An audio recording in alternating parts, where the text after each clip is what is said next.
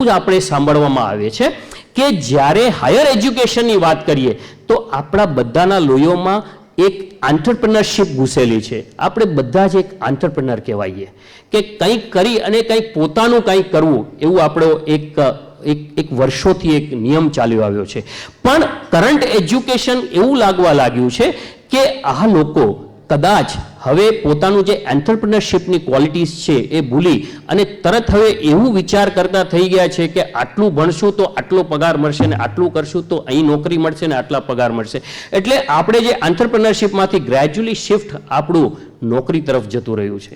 ફરીથી મહાજને એવું વિચાર્યું કે હવે એક તો આટલું હાઈ લેવલની સ્ટડીઝ કદાચ દરેક માટે પોસિબલ ન હોય, તો ટાયર 2 પ્રોફેશનલ્સ ઊભા કરવા માટે મહાજને લગભગ 100 જેટલા એવા વિવિધ જેને આપણે કહીએ કે શૈક્ષણિક ઇન્સ્ટિટ્યુશન સાથે, એટલે લગભગ વેરિયસ ઇન્સ્ટિટ્યુશન સાથે 100 કોર્સિસ માટે ટાઈઅપ કરેલું છે, અલગ ઇન્સ્ટિટ્યુશન સાથે. અને એમાં ફિલ્મ પણ આવી ગઈ, એમાં ટીવી પણ આવી ગયું, એમાં ટેકનિકલ કોઈ પણ તમે નામ લ્યો એ દરેક ચીજમાં વિવિધ કોર્સો માટે મહાજને ટાઈપ કર્યું. કારણ કે આટલા બધા કોર્સો ફક્ત ચીંચપોકલીમાં કરવા પોસિબલ ન હોય, કારણ કે હવે આપણે આખી મુંબઈને જો કેટર કરવું હોય તો દરેક એરિયામાં આવું આપણે કંઈક ને કંઈક ટાઈપ કરીએ.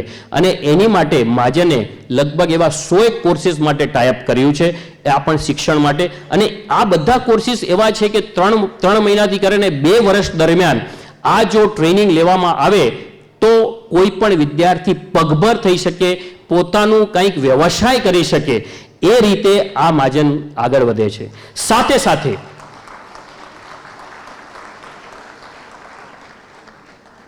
એક આ તો થયું ટેકનિકલ નોલેજ. બીજું આપણે જે મહાજને જોયું કે બીજી એક જરૂરિયાત આજના વિદ્યાર્થીઓ માટે જે જરૂર છે અને એ છે સોફ્ટ સ્કિલ્સ. આજે આપણે ઘણા બધા બહુ જ હોશિયાર અને કાબેલ વિદ્યાર્થીઓને જોઈએ છે કે જે ભણવામાં અવ્વલ નંબરે હોય, પણ જ્યારે એ લોકોને ક્યાંક પોતાનું બોલવાનો વારો આવે, ક્યાંક પોતાને પ્રેઝન્ટ કરવાનું વારો આવે, we immediately see they are not able to present them properly. મહાજને તરત કીધું કે આ પણ ક્યાંક ને ક્યાંક શિક્ષણની થોડી ખામી છે, શિક્ષણની ક્યાંક જરૂર છે. અને એની માટે એક રેસિડેન્શિયલ આપણે પર્સનાલિટી ડેવલપમેન્ટ કોર્સિસ છેલ્લા લગભગ 5 વર્ષથી આપણે કરીએ છીએ. અને એમાં એક જ ઉદ્દેશ હોય છે કે આ જે વિદ્યાર્થીઓ જે બહુ જ સારા ભણતરમાં છે એ કઈ રીતે પોતાને વધુમાં વધુ સારી રીતે પ્રેઝન્ટ કરી શકે, how to inculcate the soft skills in this whole of the students. અને એની માટે લોનાવાલામાં અમે રેગ્યુલર એક personality development camps, that is also an educational activities, અને લગભગ અત્યાર સુધી 1200 એવા વિદ્યાર્થીઓને અમે ટ્રેન કરી ચૂક્યા છે કે જે પોતાની કારકિર્દીમાં બહુ જ આગળ વધી ચૂક્યા છે. અને એ લોકો બહુ જ ગર્વથી કહે છે કે આ બધી જો ટ્રેનિંગ અમને ના મળી હોત તો આ સ્ટેજ ઉપર અમે પહોંચી ના શક્યા હોત, કારણ કે તમારામાં દરેક શક્તિઓ છુપાયેલી છે. એ શક્તિઓને બહાર કાઢવા માટે આવી સોફ્ટ સ્કિલ્સ આજના જમાનામાં બહુ જ જરૂરી છે. અને this is what again we are going as an education. We do not stop here the education with this youngsters. આજે અમે એ પણ જોયું કે આપણે વડીલોને પણ કંઈક શિક્ષણની જરૂર હોય છે, અને એટલા માટે એ શિક્ષણનું માધ્યમ કયું હોઈ શકે. તો એક વડીલ મેળાવડો એવી જાતની અમે એક સ્કીમ ચાલુ કરી છે કે મહાજન પાસે ઇન્ફ્રાસ્ટ્રક્ચર ઘણું બધું છે. જેમ લોનાવાલાનું ઇન્ફ્રાસ્ટ્રક્ચર લઈએ, લોનાવાલામાં સેનેટોરિયમ છે. હવે એ સેનેટોરિયમમાં જનરલી ફ્રાઈડે, સેટરડે, સન્ડે ફૂલ જાય, મંડે, ટ્યુઝડે, વેનસડે ખાલી જાય. તો એનો કઈ રીતે મહાજનના ઇન્ફ્રાસ્ટ્રક્ચરનો વ્યવસ્થિત રીતે આપણે ઉપયોગ કરી શકીએ જે કે સમાજને બહુ જ કામ લાગી શકે. તો આ કામ માટે કોણ ત્યાં જઈ શકે? તો સિનિયર સિટીઝન્સ ત્યાં જરૂરથી જઈ શકે, સોમ, મંગળ, બુધવારે જઈ શકે છે. અને એના માટે આ જે વીકડેસમાં અમે એક સિનિયર સિટીઝન કેમ્પ્સ કે જ્યાં સિનિયરોને આપણે જેને કહીએ કે શિક્ષણની રીતે નહીં પણ એમના જીવનમાં હવે શું શિક્ષણની જરૂર છે એ બધી ચીજોનો ત્યાં અમે તેમને લઈ જઈએ, એમનો મેળાવડો થાય, સાથે પોતાનું પ્લાનિંગ, ફિનાન્શિયલ પ્લાનિંગ હવે કેમ કરવું, આજે જે જનરેશન ગેપ થાય છે એને કઈ રીતે હેન્ડલ કરવું, પોતાની ફિઝિકલ ધ્યાન કઈ રીતે રાખવું, એ જાતનું શિક્ષણ અમે ત્યાં આપવાની કોશિશ કરી રહ્યા છીએ. ધીરજભાઈ ક્યારથી સમય માટે ચિઠ્ઠી બનાવીને તૈયાર રાખી છે મારી માટે, પણ એ આપવા માટે તૈયારી કરી રહ્યા એના કરતાં પહેલાં ધીરજભાઈ મને ખ્યાલ આવી ગયો કે સમય પૂરો થાય છે, પણ એક કે બે વાક્ય જરૂરથી થોડુંક પેરેગ્રાફ પૂરું કહીશ. કારણ કે જ્યારે હું શિક્ષણની વાતો કરું છું અને જ્યારે મહાજનના ઇન્વોલ્વમેન્ટની વાતો કરું છું તો આ શિક્ષણ ફક્ત ક્લાસરૂમ શિક્ષણ પૂરતી મહાજન સીમિત નથી રાખતી. આજે બંને મહાજનોએ ભેગી થઈ અને અત્યારના જ એક થોડાક દિવસ પહેલા એક આપણે બહુ જબરજસ્ત ઓલિમ્પિયા આપણે જે પૂરું કર્યું,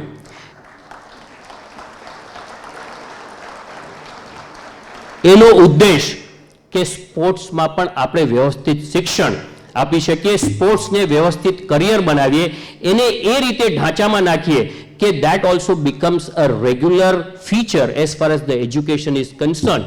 અને એના માટે આ સ્પોર્ટ્સને રિલેટેડ આપણે સમર કેમ્પ્સ ચાલુ કર્યા છે. એના ઉપરાંત આપણે જે ઇન્ટેન્સિવ ટ્રેનિંગ્સ, એટલે એમાંથી જે સારા વિદ્યાર્થીઓ, જે સારા સ્ટુડન્ટ્સ, જે આપણે અહીંયા આપણને ખબર નહોતી કે સ્ટેટ અને નેશનલ લેવલ પર રમી રહ્યા છે, એટલી જબરજસ્ત ટેલેન્ટ છે કે એ ટેલેન્ટને નેક્સ્ટ લેવલ પર કેવી રીતે લઈ જવું, તો એની માટેનું ટ્રેનિંગ, એની માટેનું ઇન્ફ્રાસ્ટ્રક્ચર, એની માટે સપોર્ટ, અને નોટ ઓનલી દેટ, જરૂર પડે તો આજે આપણે સૌ જ બહુ જ વ્યવસ્થિત જગ્યા ઉપર છીએ અને આપણને બધાને ખબર છે કે જો આપણને આગળ વધવું હશે તો કોઈકને કોઈકનો આપણે એક ધક્કો મારવાની પણ જરૂર પડશે. તો આ બધા કાર્યક્રમ આપણે આ બંને મહાજનો હવે આ શિક્ષણ પ્રત્યે આ રીતનું એક નવું અભિગમ અમે અપનાવવાની શરૂઆત ઓલરેડી કરી ચૂકી છે. બહુ જ બધી ચીજો હું આ ક્ષણે આપણી સાથે શિક્ષણ બાબતે વાત કરી શકું છું. સમય બહુ જ આપણી પાસે નથી, એટલે ફક્ત એક છેલ્લું એક થોડુંક સ્ટેટિસ્ટિક્સ, જ્યાં આપણે આપણા લોકોની વાત કરીએ તો જે આપણે સ્ત્રી શિક્ષણની વાત કરી તો આજથી 50 વર્ષ પહેલા, એટલે કે જ્યારે આપણે ગોલ્ડન જ્યુબલી ઉજવતા હતા ત્યારની મારી પાસે ચોપડી આવી અને એ ચોપડીનું મેં જસ્ટ વિશ્લેષણ કર્યું અને એ વિશ્લેષણમાં મેં જોયું કે આજે એ જમાનામાં આપણી પાસે લગભગ 3600 વિદ્યાર્થીઓ હતા. આજે મેં જોયું આપણે લગભગ 2000 ઉપર આવી ગયા છે. પણ મારી જે કેલ્ક્યુલેશન હતી એ કેલ્ક્યુલેશન મેં એ કાઢી કે એમાં બોયઝ કેટલા ને ગર્લ્સ કેટલા. તો બોયઝ 1298, ગર્લ્સ 1130, એટલે ટોટલ 2428 પ્લસ પ્રાઇમરીમાં લગભગ 1174. ટકાવારી કાઢવાની કોશિશ કરી મેં, તો એ ટકાવારી આપણી 46.54% આવતી હતી 50 વર્ષ પહેલા as far as the girls education is concern. એટલે જો બોયઝ અને ગર્લ્સનો રેશિયો ગણું તો આપણે અહીંયા 46% વર ફિમેલ સ્ટુડન્ટ્સ. ઓલ ઇન્ડિયા મેં કોશિશ કરી કાઢવાની કે એ વર્ષમાં ઓલ ઇન્ડિયા લેવલનું શું હતું. તો ઓલ ઇન્ડિયા લેવલમાં એ વર્ષમાં જો ગર્લ્સ અને બોયઝનો રેશિયો કરીએ તો ગર્લ્સ ફક્ત 24.75% હતી ઓલ ઇન્ડિયા. આપણી શાળામાં 46.5% ગર્લ્સ રેશિયો.